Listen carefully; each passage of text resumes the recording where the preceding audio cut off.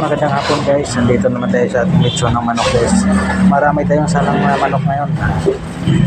Yan po, yan guys.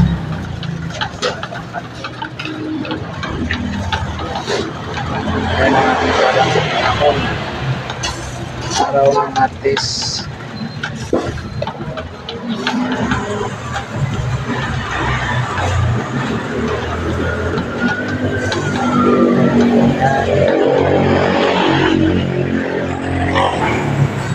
Yan ang ating luto ngayon. Nasimula ko lang guys.